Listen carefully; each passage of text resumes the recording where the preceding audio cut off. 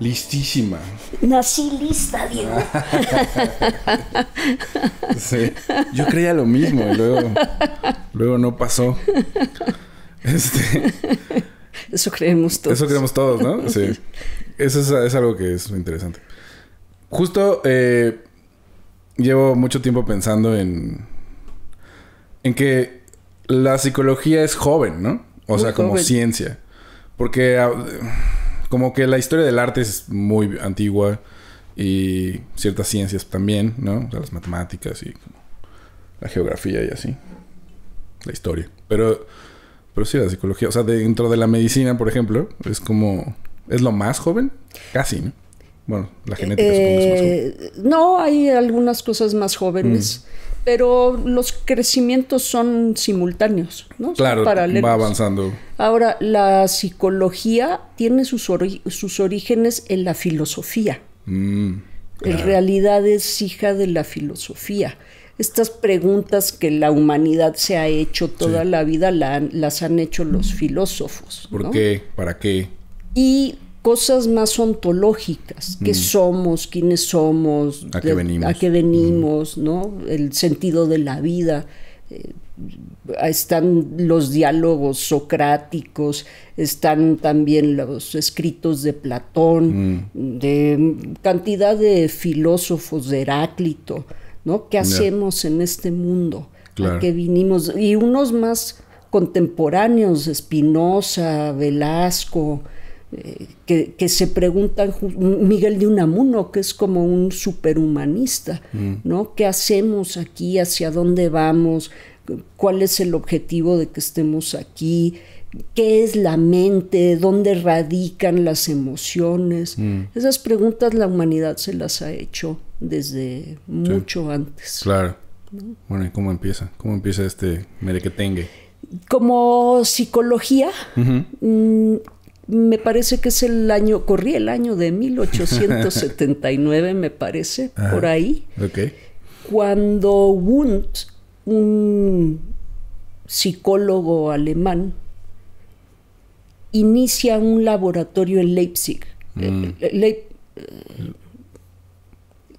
Se me fue ahorita el... Okay. Bueno, en Alemania. Inicia el laboratorio, que es un laboratorio de estudio de la conducta, y a él se le atribuye ser el padre de la psicología. Mucha gente piensa que es Freud, pero no. Cuando Freud llega a la psiquiatría, es alumno de Breuer, está en la Salpêtrière, ¿no? No es el primer psicólogo, es el fundador del psicoanálisis, eso sí, ¿no? Que ahí hay, una historia de pleito con Breuer y con otro de sus compañeros. Han venido entonces los filósofos preguntándose esto. Y a partir del siglo XIX que se crea la psicología. Solo que anteriormente, en el mundo occidental. Claro, sí.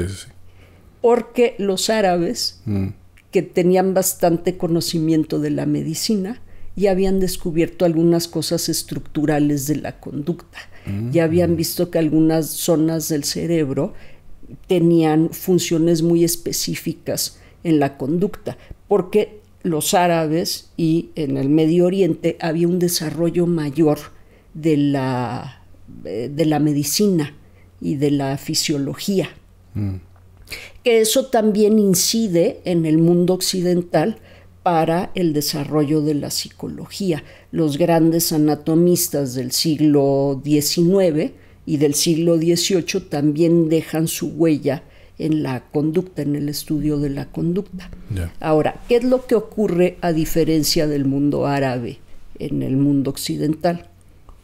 Toda la influencia religiosa detiene en muchos sentidos a las ciencias como la matemática, la física, la química, ¿no? Con estas ideas de que lo que ocurre es mágico, ¿no? o es debido a la intervención de un dios, y eso detiene, digo, el clásico ejemplo de Galileo, claro, sí. Que Galileo describe que la Tierra es redonda y que se mueve, y que la iglesia le dice, bueno, o te retractas o ya sabes qué te va a pasar. Exacto.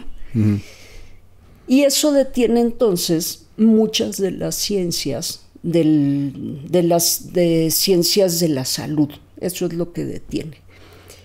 La explicación que se da a las desviaciones de la conducta es la alienación, ¿no? Las posesiones, y la manera de curarlas es exorcizando gente, a veces mandándola a la hoguera cuando no es sujeto de exorcismo. Y eso es lo que detiene entonces de este lado del mundo a la ciencia. Claro. Te digo, en 1879, me parece, aquí traigo la nota, Wundt es quien inicia el estudio de la psicología.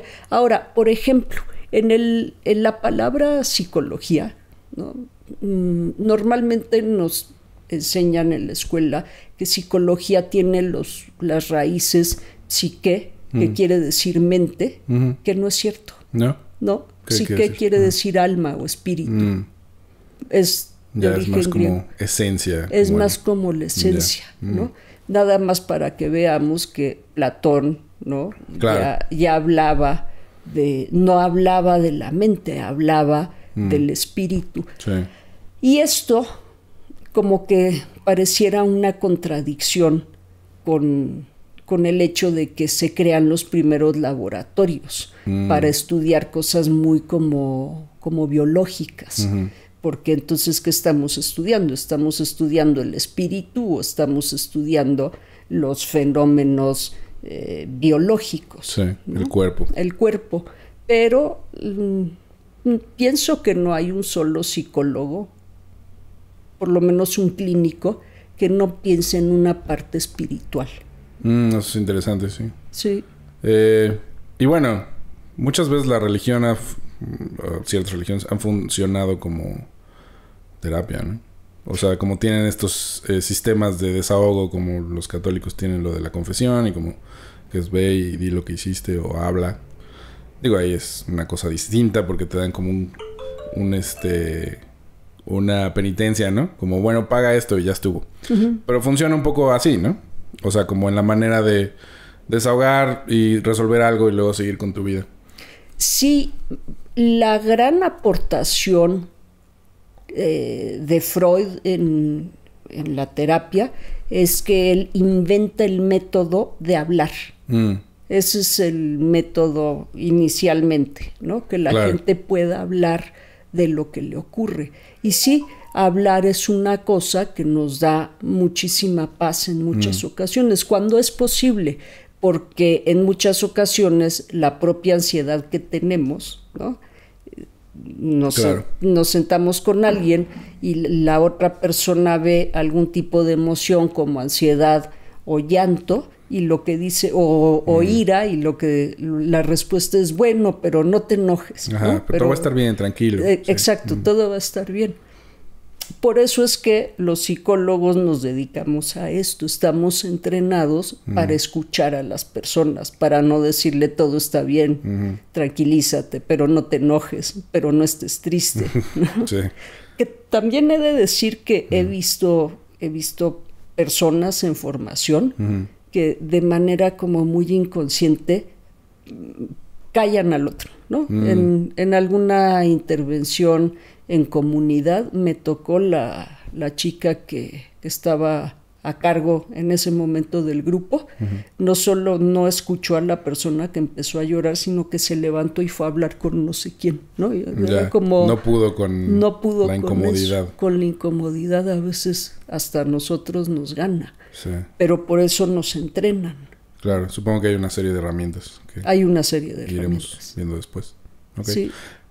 Una pequeña duda. La psiquiatría y la psicología empezaron en diferentes momentos? O sea, como en el tiempo, ¿o son muy paralelas? No, son paralelas. Son paralelas.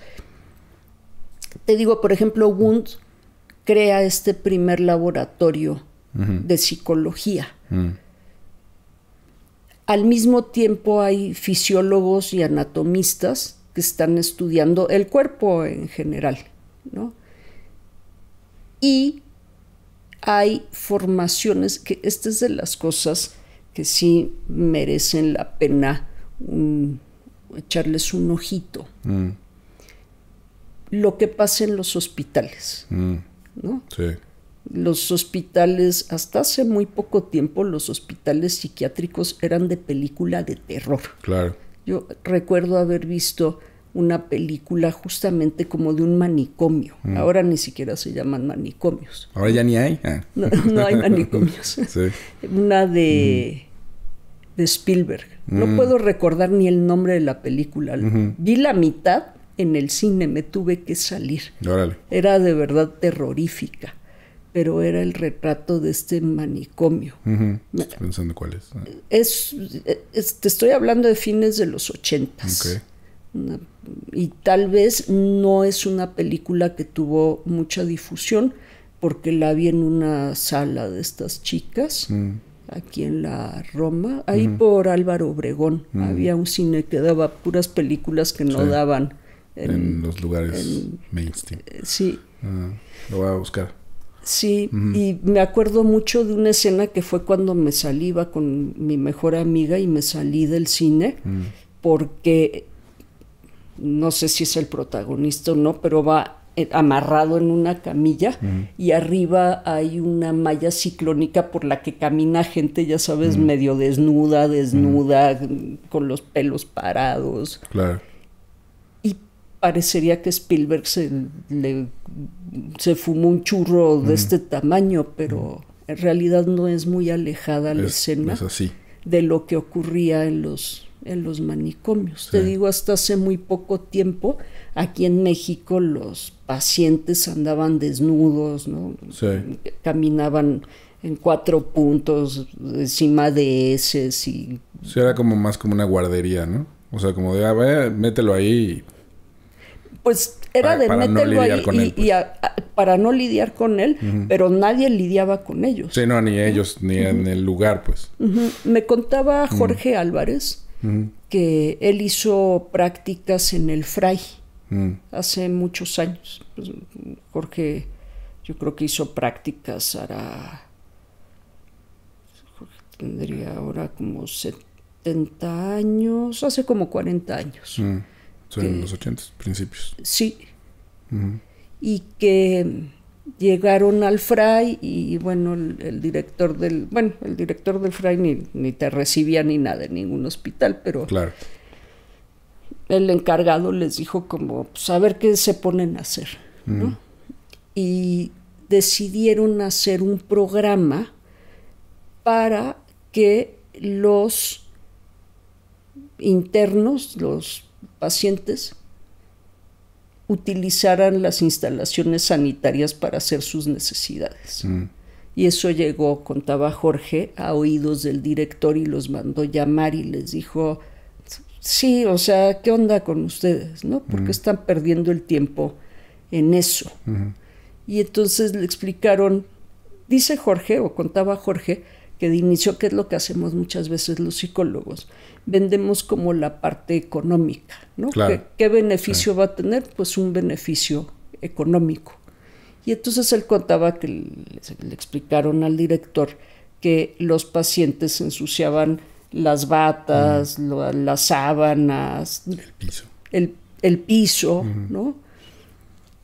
Y que eso al hospital le iba a generar un ahorro. Claro, de limpieza. De limpieza, sobre todo de ropa de cama. Claro. En realidad, contaba Jorge, lo que ocurría es que cada vez que un paciente ensuciaba, lo sacaban al patio y lo bañaban, no sé si a cubetadas o manguerazos, pero había una cosa de maltrato hacia los pacientes. Por cierto, en esa época y un poco antes, el doctor Viniegra, que fue un psiquiatra conocido justamente por el tema de derechos humanos, andaba planteando un trato mucho más digno para el paciente de salud mental. Y entonces, bueno, ocurrió que el programa derivó en una mejor relación entre los servidores de la salud, enfermeras, camilleros, los mismos psiquiatras y los pacientes. Aparte, bueno, obviamente del ahorro en la limpieza de ropa de cama. Claro. Pero lo que ocurrió fue que dejaron de bañarlos en el patio a manguerazos o a cubetadas. Digo que no recuerdo cuál era el protocolo. El método, sí, el protocolo de limpieza, ¿no? Y eso mejoró sustancialmente la relación entre servidores de la salud. Bueno, sí. Es que, fíjate, sí, si tú eres servidor de la salud, ¿no? Dices, el niñito que me trajeron tiene trastorno negativista desafiante. Y tú lo recibes en la consulta y es un dulce el chamaquito, ¿no? Y entonces piensas, ¿y sí será que tiene un trastorno o qué está ocurriendo? Sí, hay algo aquí que no me estás contando, ¿no? Sí, o que no estamos viendo, que es la interacción completa. Sí, eso es... Hay un recorte de los papás que dicen el niño se porta mal, pero no vimos la otra parte, que el niño le grita estúpida a la mamá, pero el papá también le grita estúpida a la mamá, a la pareja. Claro, ¿no? sí. Entonces, y yo muchas veces les pregunto, ¿y dónde aprendió esa conducta? No sabemos. No, ¿quién sabe? ¿Quién sabe? ¿No? Sí. Claro, si el niño, que además si el papá le grita a la mamá, probablemente también insulta al niño de diferentes maneras. Si al niño, sí, es un ciclo violento en general. Si al niño lo tratas de otra manera, el niño se comporta de otra manera, que fue lo que ocurrió con los pacientes de aquella época. Entonces, pues te estoy hablando de hace 40 años, no te estoy hablando de hace 140 años, ¿no? Sí, es bastante reciente. Y estaban también, había otro hospital muy conocido que estaba ahí en Revolución. Era el de... Bueno. Y hay uno en la salida a Puebla, el Samuel Juárez, creo que... ¿Esto todavía existe? No. El hospital, hasta donde yo recuerdo existía, solo habían cambiado mucho las condiciones, porque también era de los que podías pisarle los dedos a un paciente, de los que andaban ahí a gatas. Creo que ya no aceptan pacientes. O sea, sigue existiendo, pero ya no puedes... Creo que solo es para hombres ahora. Algo así. Sí, así es que han existido estos lugares que si bien se consolida la psicología, que ahorita sigo un poquito con la historia, tiene todavía mucha tradición de alienación, de cosas mágicas, de posesiones demoníacas, ¿no? De cosas que vinieron arrastrándose de siglos atrás a través de las creencias religiosas. Claro, como de misticismo, un nombre, ¿no? Esta cosa de darle como un valor mágico a todo, pero sí. Sí, un valor mágico, un pensamiento mágico.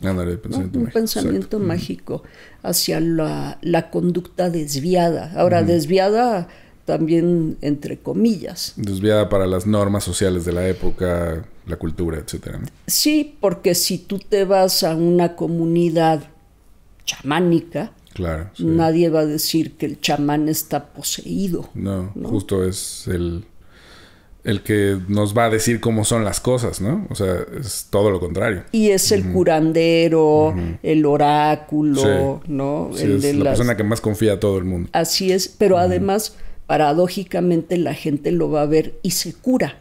Sí, es el curandero. Sí, ¿no? Literal. Es el sanador, es el psicólogo. Sí, es el todo, ¿no? Es el que mantiene a la comunidad unida. Claro. ¿no? Es el líder de la comunidad. Y ahí hay mucho poder en el placebo, creo. O sea, como en muchas cosas, ¿no? Que eso está comprobado, según yo. Sí está comprobado. Sí está comprobado que mi abuelo, que era médico, decía que el 60% del éxito del tratamiento con un paciente es que el paciente confíe en el tratante. Sí, acabo de ver de un estudio con antidepresivos, literal, que a los que les daban placebo se curaba... Bueno, no se curaban, ¿no? Pero mejoraban en la misma medida, pero sin los efectos secundarios que los que sí tomaban el... Sí, que digo, ahí también hay que tomarlo con reserva. Sí, porque involucra muchas cosas, ¿no? No es nada más eso. Sí, y la sustancia sí tiene un efecto a nivel cerebral, ¿no? No es lo mismo dar un antidepresivo que dar un ansiolítico, ¿no? De hecho, hay antidepresivos que bajan la ansiedad y hay otros que suben la ansiedad, ¿no? Porque suben la energía.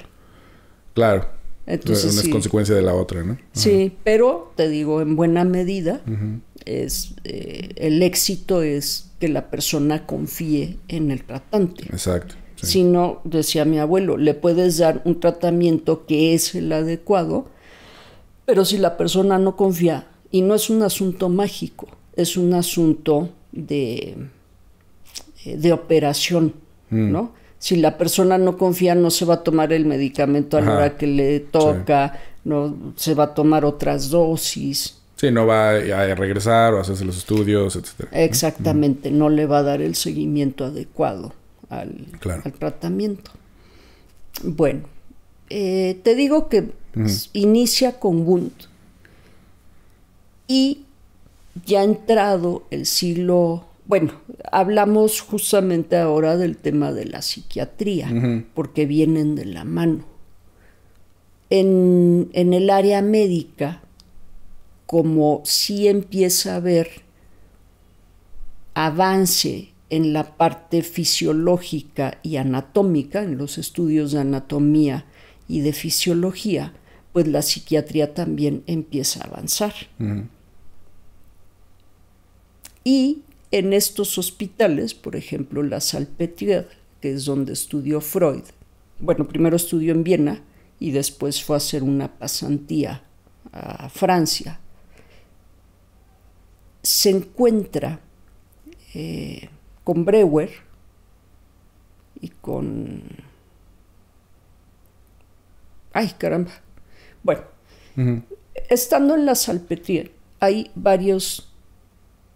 Está bien documentado, hay un texto que se llama El Teatro de las Histéricas, que narra cómo traían prostitutas de la calle, ¿no? Las metían al hospital y les decían, vas a gritar en este momento y vas a decir esta cosa cuando ocurra esta cosa. Había, en esa época estaba muy en boga la hipnosis.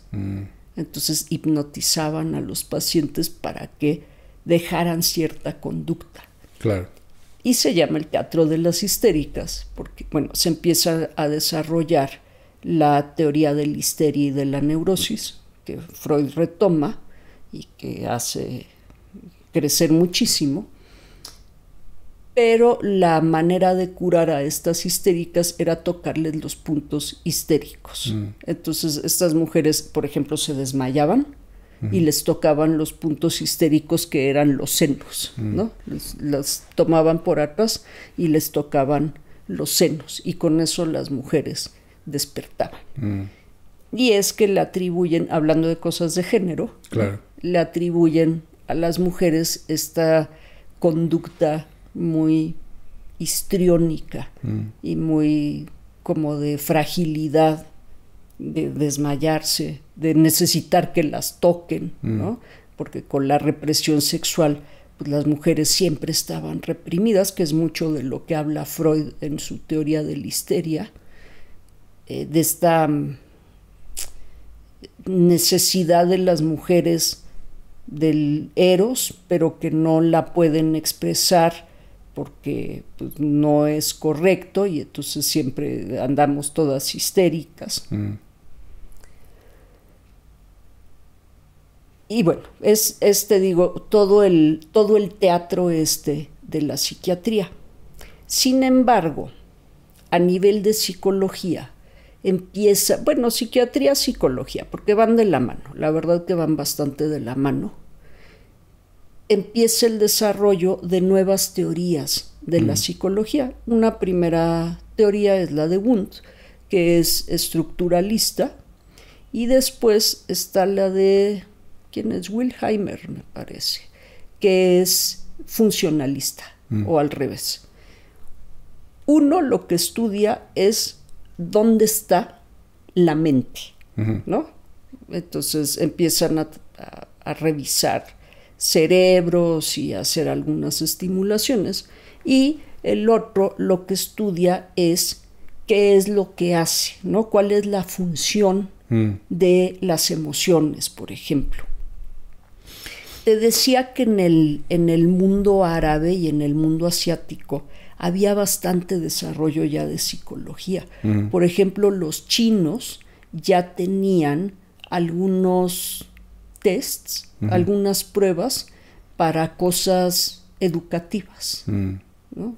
Ya habían empezado a despegar de aquel lado del mundo con bastantes cosas de la conducta. Esa es una de las preguntas que se hacían los filósofos. ¿Y para qué nos sirven, por ejemplo, las emociones? ¿Por qué tenemos estas conductas? Hay una influencia importante que es la de Darwin, ¿no? Que esa le ha pegado muy duro al área del conocimiento. Claro. Porque se toma la parte biologicista, pero no se toma la parte social. En el siglo XIX, todo aquello que no fuera sujeto del método científico no era ciencia. Ni la antropología, ni la sociología, ni la historia, ni la filosofía. Y eso se sigue cargando. Bueno, no sé si hasta ahorita, pero cuando yo estaba en la prepa todavía era como... Sí, bueno, pero... como ciencias menores o no sé. Sí, exactamente. Somos como ciencias menores para algunos. Cuando es como... es mucho más importante. Bueno, no sé si más importante, pero es igual de importante. Yo creo que es igual de importante. Cada uno tiene una función. Ándale, ¿no? Sí, exacto. El estudio, por ejemplo, de la sociología, pues es un estudio para entender cómo nos movemos como masas, Sí. ¿no? El de la antropología, pues es para entender cómo interaccionamos entre nosotros, ¿no? Como sociedades. Claro. Y la psicología es por qué reaccionamos de la manera como reaccionamos, que de eso se ha ocupado la psicología en los últimos 150 años. Pero te digo, también atravesados por esta necesidad de ser ciencia, la psicología en sus primeros momentos trata de consolidarse así, muy desde la parte biológica, en el quehacer anatómico y fisiológico y de desarrollo evolutivo, ¿no? Tristemente seguimos cargando con eso muchas veces y nos olvidamos de la parte de sociología. O sea, sí tenemos una parte biológica que es como para mi gusto, más del 90%, pero el otro 10% son cosas que aprendemos, que por cierto, las aprendemos nosotros y las aprenden los otros de otras especies. Claro. ¿No? Cada quien tiene un aprendizaje social que funciona dentro de su propia especie y que también tiene desviaciones. Han hecho estudios, por ejemplo, con delfines. Hay delfines que son súper violentos, ¿no? Sí, muchos, ¿no? Muchos. Porque habían dicho que era como una especie que violaba y mataba por placer. Lo cual... Sí, no sé si por placer. O sea, esas no sé son atribuciones, ¿no? Como... Que tanto puedes definir eso si no hablas su lenguaje, ¿no? Pero como parece que...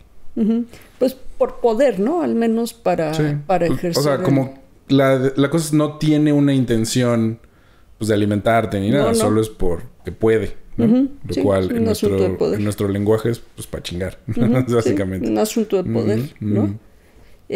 Sí, pero fíjate, este asunto de chingar también es demostrar quién es más fuerte. Sí, ¿no? claro. Es una aserción de territorialidad o nada más soy yo, ¿no? Yo sí, soy el chido. Sí. Y que bueno, no sé si hay suficientes estudios como para saber, y con esto no quiero justificar lo que ocurre en nuestra especie, Claro. pero para saber si esos que son agresores también fueron víctimas, ¿no?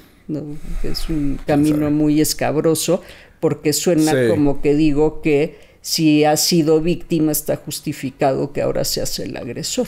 No, pero también quién no ha sido víctima, ¿no? O sea, como quién no ha vivido situaciones violentas, porque siento que más bien mucha gente las esconde o no las reconoce como violencia porque están normalizadas en su medio, pero sin duda, o sea, no creo que haya gente libre de violencia, o hay muy poca, pues. No, yo creo que no hay. Ajá, porque justo las violencias funcionan como en tantos niveles que ni siquiera es solo donde naces, ¿no? O sea, más bien, empieza por donde naces, qué sistema económico, qué tipo de gobierno, qué religión, qué papás te tocaron, y luego ya las dinámicas del día a día, ¿no? Entonces, bueno, te digo, empezamos, la psicología arranca ahí tratando de posicionarse en un sitio de ciencia. Lo que pasa antes es interesante, ¿no? En el sentido de las posesiones y los exorcismos. Claro. Y aunque la psicología se quiera posicionar en el área de la ciencia, siempre viene cargando con este estigma. Hasta la fecha, no solo el paciente de salud mental, sino los que atendemos, tenemos un estigma. Estamos todos cucu, ¿no? Sí, ese es un estigma. Y luego el otro es como la confianza que decías hace rato. Pues la gente confía mucho más en su religión o en su cosmovisión. Entonces salirse de eso, ir a un lugar a que te digan eso no funciona, ¿no? Es muy difícil, creo, dar ese paso. Porque es como cuestionar todo tu sistema de valores. Entonces, sí. Sí. Y decirle a la gente voy a terapia, ¿no? Sí, es como aceptar algo malo. Sí. ¿No? Sí, que bueno, yo por diferentes razones me he encontrado con consultantes míos en diferentes contextos, ¿no?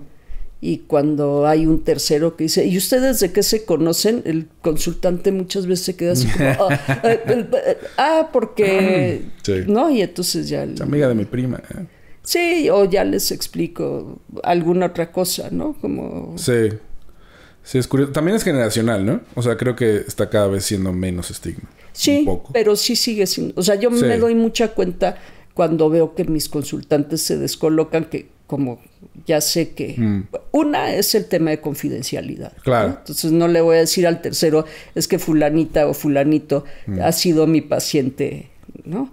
Sino, nos conocimos a través de... Siempre tengo una salida, claro, ¿no? Sí. Para conservar esa parte de confidencialidad. Y normalmente la gente como que se queda con eso y el pobre consultante se queda muy descolocado un rato y pienso a veces que, digo, nunca les he preguntado, pero pienso que a veces es como debía haber dicho o cómo se sentirá Lisa de que escondo la relación que tenemos, ¿no?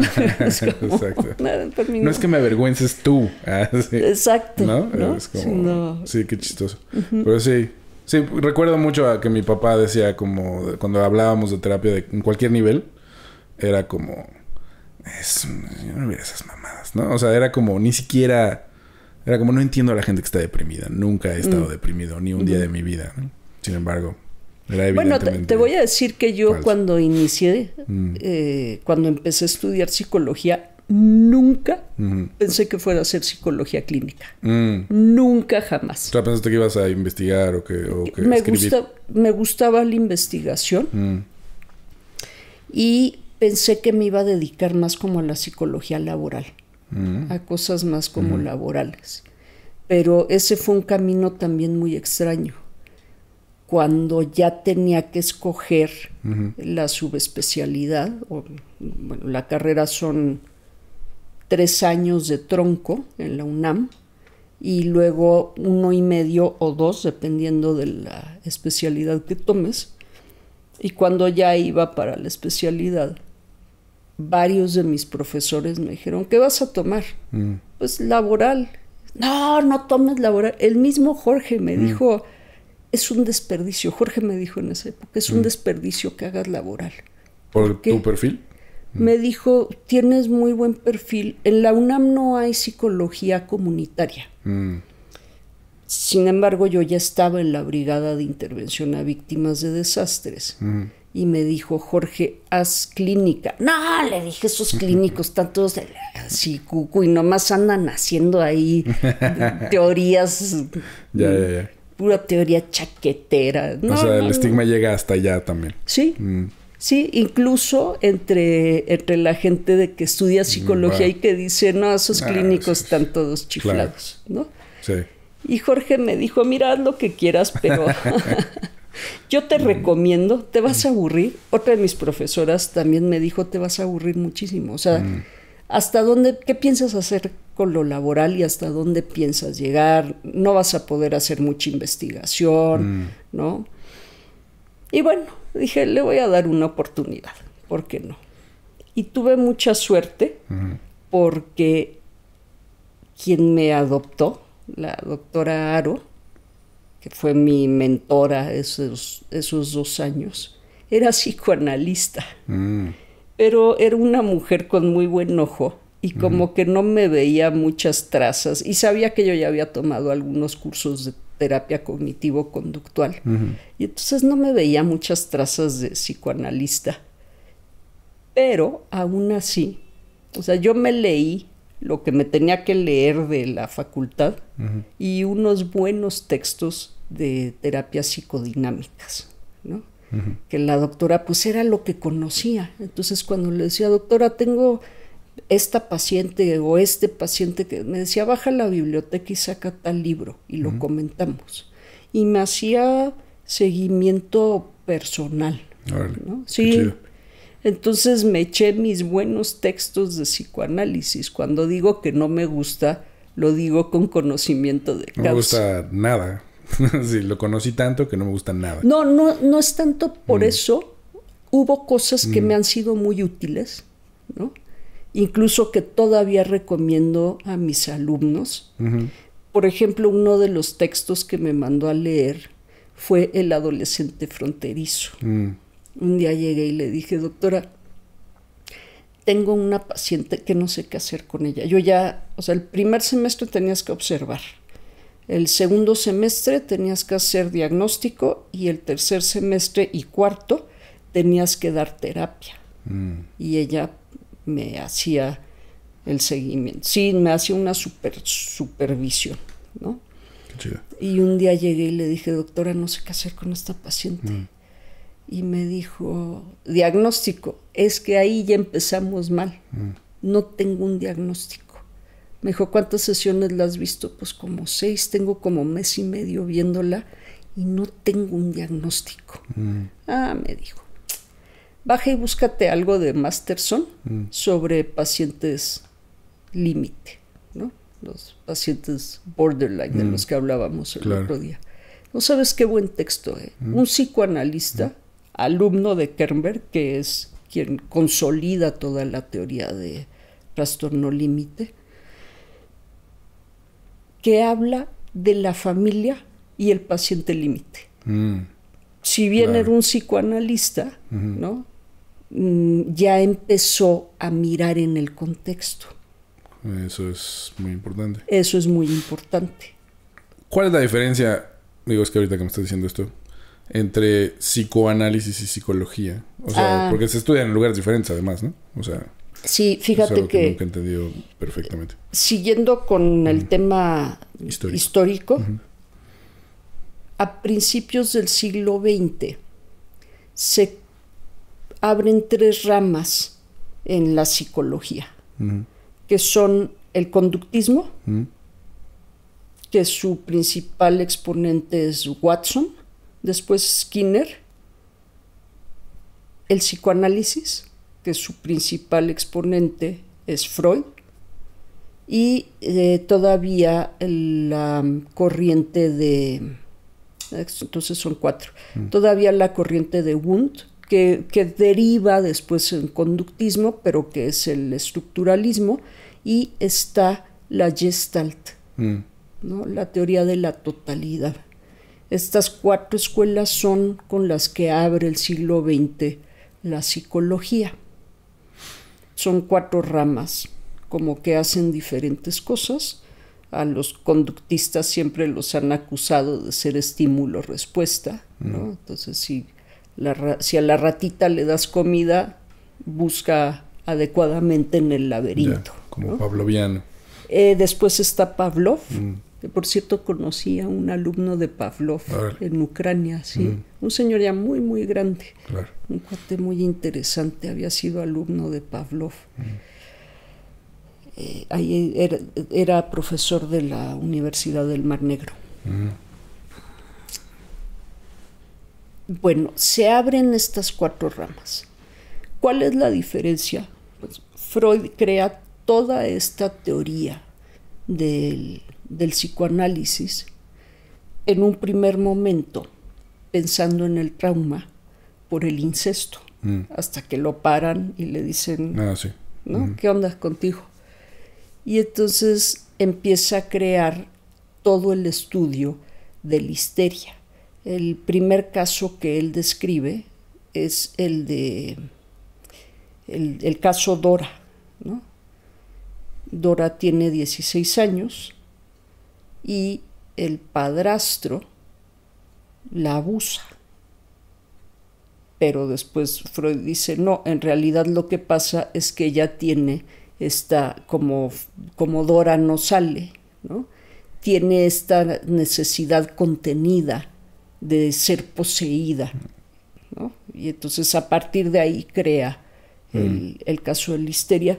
Freud tiene unos estudios, a mí me gusta leerlo, no soy psicoanalista, no me parece que el psicoanálisis, 2 cosas, una, que sea funcional, una teoría de hace casi 200 años, ¿no? 150 años, claro. Yo creo que hay que renovarse.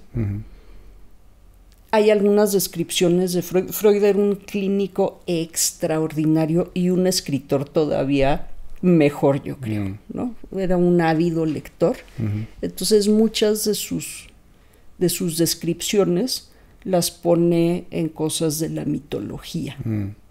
Tiene un estudio que ese me gusta mucho para temas de trauma, que habla de la diferencia entre miedo, pánico y angustia. Y dice, son gradientes diferentes. O sea, era un muy buen observador, ¿no? Dice, son diferentes gradientes. Pero además lo salpimenta diciendo, en Hamlet, cuando Hamlet se encuentra al fantasma de su papá en el pasillo, no siente pánico, ¿no? Siente temor, sobre todo por lo que le viene a decir el padre, y después se angustia porque el tío lo anda buscando para matarlo. Pero cuando sí siente pánico es cuando bajan el féretro de Ofelia a la tumba, ¿no? Entonces sí, porque se le remueven todas estas cosas, pues no habla él de abandono, pero sí, o sea, ¿qué va a ser sin el objeto amado? Habla de los objetos de deseo, ¿no?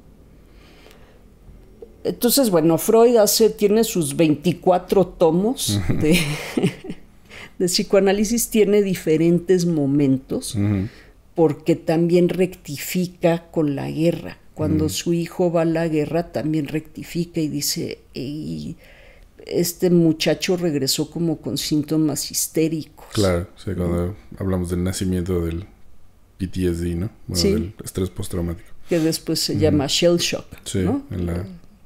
Ajá. Bueno,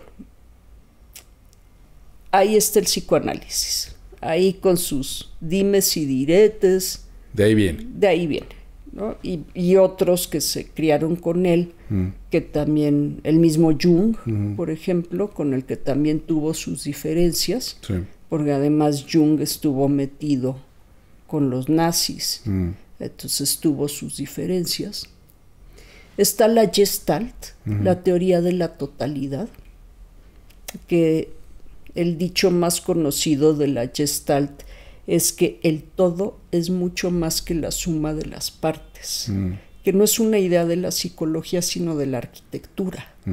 O sea, tú puedes tener varillas, cemento, agua, tabiques, pero no tienes una casa. Claro, ya entiendo. Eso es una muy buena analogía. Sí. Eso es como similar a lo holístico oriental, ¿no? Sí. Como a la cultura china, que es como se analiza todo. Sí. Lo que te conforma como persona, ¿no? Sí, y no las sí, no partes. el síntoma, sino como... Porque algo que de muy morro me llamó mucho la atención fue que cuando fui con un homeópata, me empezó a preguntar cosas sobre cómo me llamaba con mi papá, con quién vivía, o sea, como cosas muy específicas de mi día a día, ¿no? Que no supe muy bien para qué, pero... Porque el todo es mucho más. Sí, como para saber, a este muchacho tiene estrés, ¿no? ¿De dónde viene? Sí. El diagnóstico se integra así, ¿no? Se integra entre lo que ves, lo que hueles, lo que oyes, claro. cómo lo oyes. Sí. Y luego preguntando. Te digo, por ejemplo, me traen a un niño y les digo dónde aprendió la conducta. No, en ningún lado. O sea, como la mala conducta es de generación espontánea o cómo. Sí, así de, no, pues quién sabe. Así despertó un día. Sí, exacto. Claro. ¿No? Entonces está la Gestalt, está el psicoanálisis, está Wundt, que eventualmente se convierten en conductistas, y está... ¿cuál te había dicho antes? Skinner y... Que es conductista también. O sea, primero dijiste conductistas. Estructuralistas. Estructuralistas son los que se convierten que se convierten eventualmente en conductistas. Y ahí llegan las guerras tienen sus efectos en la psicología y en el estudio de la psicología, y también en el avance de las ciencias. Yo siempre he pensado que si Freud hubiera nacido en esta época, se hubiera dedicado a las neurociencias, ¿no? Y fíjate qué interesante, porque te digo que Freud tiene sus etapas.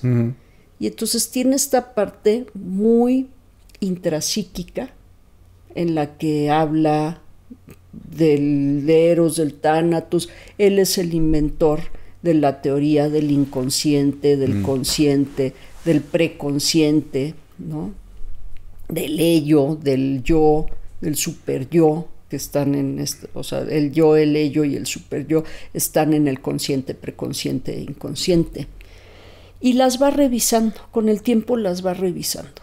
Y va diciendo como esto, o sea, esto que dije que estaba en el preconsciente, está entre el preconsciente y el consciente, ¿no? Está ahí como a la mitad. Es padre. Fíjate que yo empecé a leer a Freud cuando empecé la licenciatura. Y venía de estudiar química. Y era bien padre porque la teoría de Freud se parece mucho a la teoría de la termodinámica. Freud era muy amigo de Fliess, que era un termodinámico. Y en la época en la que Freud hace la teoría, también se están haciendo las teorías que dan lugar más adelante a la refrigeración. Órale. Sí, entonces si tú miras las teorías, son bastante similares, ¿no? Todo está pasando al mismo tiempo. Todo está pasando al mismo tiempo, pero además la presión de una cosa produce el resultado de la otra cosa, ¿no? Y después empieza, te digo, con esto de la histeria y el consciente, el preconsciente, el inconsciente, el yo, el superyo, el ello. Pero más adelante, bueno, hace el famoso, le llaman el caso Juanito. En realidad el caso no se llama el caso Juanito. El caso, él lo titula Pegan a un niño. Y es con lo que construye La envidia del pene, es su siguiente publicación, ¿no? Primero habla de Pegan a un niño, el famoso caso Juanito, y después empieza a construir La envidia del pene. Y más adelante tiene algunos textos como Tótem y Tabú o El chiste y lo inconsciente, donde habla de cosas más sociológicas. O sea, va como integrando más y más conceptos por ejemplo, de la cultura, de la sociedad, ahí va integrando. Los de la Gestalt, por ejemplo, se ocupan como de cosas más como fisiológicas, ¿no? ¿Por qué vemos los colores como los vemos? ¿Qué nos hace interpretar la información que entra al cerebro, ¿no? Los conductistas, que eventualmente se convierten en cognitivo-conductuales, o sea, se hacen primero dos ramas, una hacia el conductismo y otra hacia lo cognitivo, que viene de lo estructural o de lo funcional, o de ambos, y más adelante se vuelven a unir para formar lo cognitivo-conductual. Ahí hay, por ejemplo, un error, yo creo que de desconocimiento a todo aquel que haga cognitivo-conductual. ¿No? Nos acusan de ser como de laboratorio, ¿no? Como entrenadores de ratas de laboratorio. Y yo creo que es un tema de desconocimiento, porque lo cognitivo-conductual recoge mucha información, así como la que decías del homeópata, claro, ¿no? Sí. En dónde duermes, con quién duermes, con quién comes, a qué hora comes, o sea, mucha información del contexto, se recoge mucha información del contexto y no se trabaja exclusivamente con la persona, justo recoges esa información para ver cómo incidir en un cambio en el contexto. Claro, ¿no? Sí, claro, porque el cambio suena casi imposible si no cambias las condiciones, ¿no? A mí en el hospital a veces se reían, me decían, puedes ver a este niño, y cuando le daba su economía de fichas, me decían, ya vas a condicionar al niño. Nunca voy a condicionar a la mamá. Claro, ¿no? Sí. Quiero que la mamá vaya siempre a la misma hora a darle de comer al niño. Eso es en realidad lo que yo quiero. Claro, y ¿no? de ahí habrá porque cambio. es la creación de hábitos. Sí. ¿No? Sí. Entonces no quiero condicionar a ningún niño. No, y ahora, o sea, como que bueno, si ya eres adulto, tienes que tú recondicionar el espacio. Así es. Es toda una cosa de... Y como no tienes mamá, entonces tienes que poner una alarma. Tu mamá, ¿no? es la tecnología. Tu mamá es la mía es el celular que me dice, ya levántate, ya es hora de comer, ¿no? Y funciona, amigos, funciona muy bien. Sí funciona. Nada más tienes que hacerle caso. Exacto. Si no. Levantarte. Sí. ¿no? Dejar hacer lo que el letrero que tú mismo hiciste dice. Exacto. Ir a hacer lo que te pusiste en el calendario. Lo que Diego del pasado te dijo que era buena idea. Exacto. Para que Diego del futuro se sienta mejor. Así es. ¿Te acuerdas que te recomendé alguna vez esa película de Bruce Willis? La del niño. Sí, me resistí a verla, pero ya que la vi dije, sí tiene razón. Que es se llama Me encuentro conmigo. Sí. Conmigo.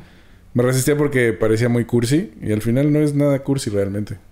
Es bastante violenta, además. Es bastante hardcore, Sí, tiene unas cosas bien violentas y de mucho abandono y tristeza. Claro, porque es como... Lo que pasa es que si ves un niño en una película, como que dices, bueno, esto es para niños, pero no. Sí, pero es ese, chida, ¿no? El del pasado, cómo va a moldear al del presente y cómo el del presente tiene que empezar a moldear al del futuro. Sí, porque ve como una... Es un poco la lógica del cuento de Navidad, ¿no? Pero es así, ¿no? Como... No te vayas a convertir en eso, pero para que te conviertas en esto tienes que... Ajá. Qué interesante. Pues con eso llegamos hasta mitad del siglo ¿Ahí nada más? Ahí nada más llegamos al siglo XX, a la mitad del siglo XX. Vale. Porque, bueno, de la mitad del siglo XX para acá, a mí me interesa mucho, pero como terapeuta de familia. Claro, ¿no? Que ya es...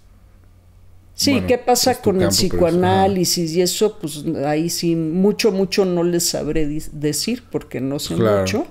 Sé de lo cognitivo-conductual y sobre todo de la terapia de familia, pero sí las guerras tienen un efecto importante en la terapia de familia, en ese cambio. Y en todo, ¿no? O sea, como que... sí, y en tecnológicamente, científicamente, socialmente. Sí. Sí fue todo un parteaguas. Sí fue. Digo.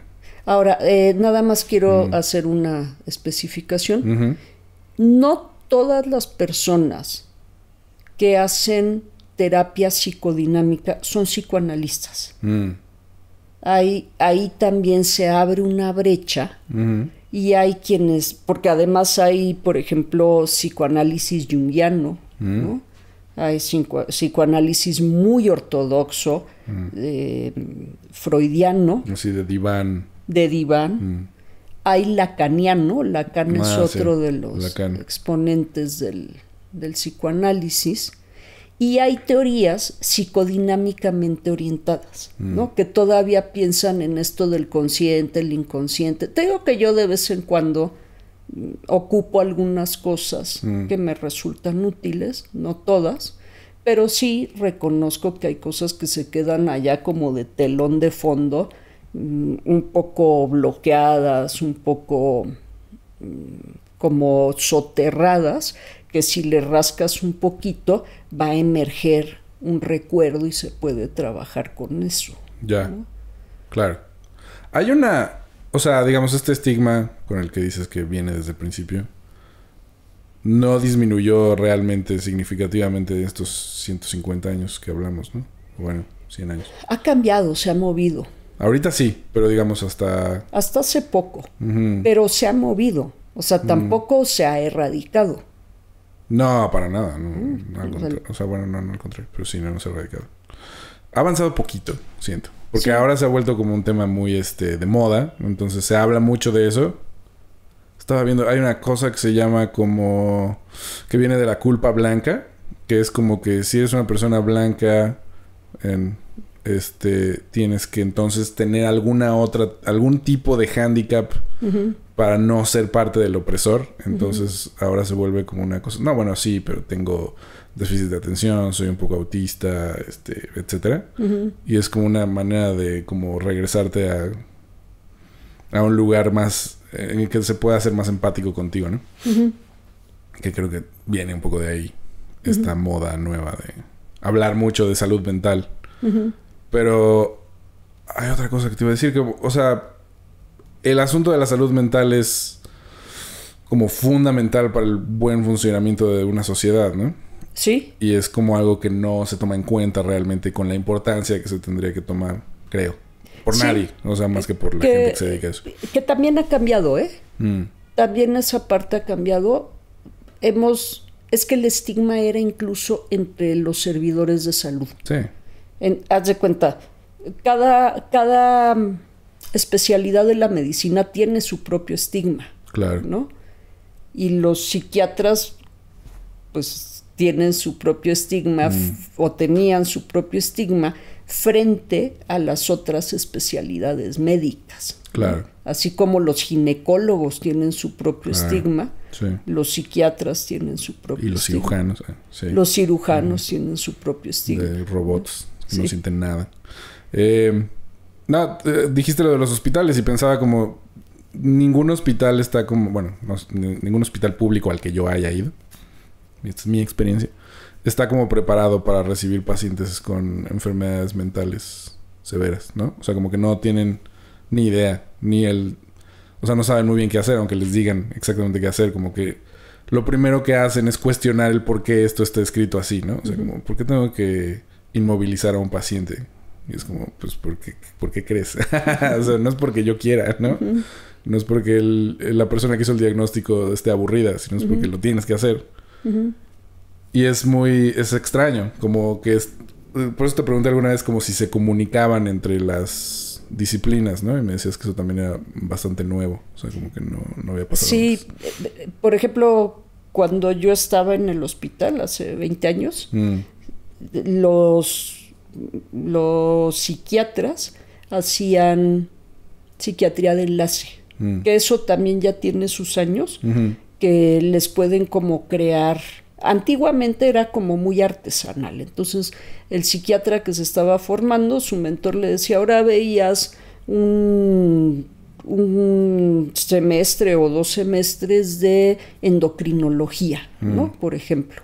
O ahora veías 1 o 2 semestres de neurología. Ahora ya está mucho más consolidado y se llama psiquiatría de enlace.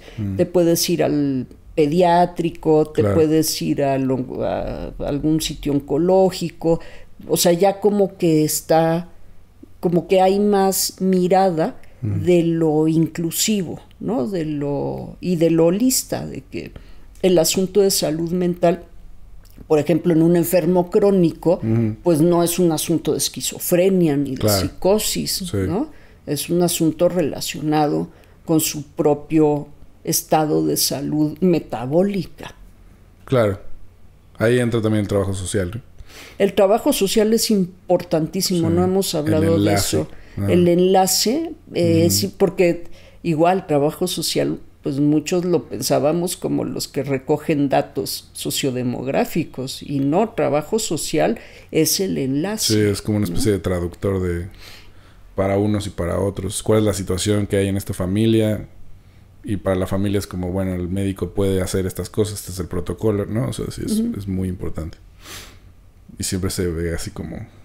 Sí, como una... poco glamuroso, ¿no? Sí, poco glamuroso y como, te digo, así como unos técnicos que recogen datos sociodemográficos. Sí, no, pero sí. No, hombre, es un trabajazo el de trabajo social. Uh-huh. De hecho, la psicología comunitaria, bueno, ya no hablamos de eso, ¿no? Pero más adelante, ya en los 70s, se crea esta... Bueno, con la aparición en los 60s de, por ejemplo, la teología de la liberación, aparecen otros quehaceres en las comunidades, que algunos de ellos sí vienen de personas religiosas que están en las comunidades, que, por ejemplo, a los sacerdotes les dan sus buenos cursos de psicología. No sé cuánto les daban en los 70s, pero, por ejemplo, Martín Baró, me parece era psicólogo, y él era teólogo de la liberación y trabajaba en comunidades, ¿no? Maritza Montero, que es quien ha escrito inicialmente más en los 80s, 70s, 80s, inicia trabajando también como psicóloga en las comunidades, y más adelante, como en los 2000s, ya los que hacemos psicología comunitaria entendemos que es una mezcla entre psicología clínica y trabajo social, claro, ¿no? Que se juntan. O sea, los que trabajamos, por ejemplo, yo que trabajo en desastres, que en ese sentido soy una psicóloga comunitaria, hago muchas veces trabajo que le tocaría trabajo social, claro, y a ratos hago trabajo clínico, ¿no? Sí, es como doble. Sí, es una fusión entre psicología clínica y trabajo social. Claro. Es un trabajo bien padre. Sí, fundamental, ¿no? Para el funcionamiento correcto de las intervenciones en lugares. Y en cualquier momento en el que como que necesitas entender qué está pasando, ¿no? O sea, desastres, hospitales. Sí, y en ese sentido también me ha servido mucho ser demógrafa. Claro. Porque la demografía tiene mucho de antropología, de sociología, ¿no? Se me olvidó, por cierto, una de las cosas que también despega la psicología o hace despegar a la psicología a principios de siglo es el uso de la estadística. Los psicólogos usamos mucha estadística. La medicina en general también, ¿no? La medicina en general, ¿no? Hace mucha epidemiología. Sí. Nosotros, como muchos estudios de comportamiento con muestras, a veces con muestra chica, o sea, chica te estoy hablando de 10 personas, claro, 30 o más de 30, ¿no? Que requiere de diferentes estrategias estadísticas. Sí, eso es importante porque como que lo puedes hacer mal, ¿no? Muy mal. O sea, sí, puede ser muy engañoso más bien. O sea, como que también si alguien tiene un objetivo distinto, puede ser manipulable, ¿no? O sea, hay que ser muy cuidadoso en cómo se hace y cómo se lee también. Sí. ¿No? Porque las estadísticas son lo que más se usa para manipular gente y para vender cosas. Sí. Pero bueno, eso también es otro tema, ¿no? Sí, que por ejemplo, la estadística en cosas de demografía, de sociología, un buen ajuste es un ajuste del 60%. O sea, estamos hablando que el 40% no responde de la manera como tú le estás reportando. Y ese ya es un buen ajuste. De hecho, hay modelos en los que 30% ya es un buen ajuste. Órale. O sea, de que el 70% es basura. O quién sabe. El otro Inmedible. 70, o sea, el otro 70 puede ser muy variado, pero este 30 tiene este mismo comportamiento Ya, que sí. es el que ando buscando. Es la Entonces, solidez.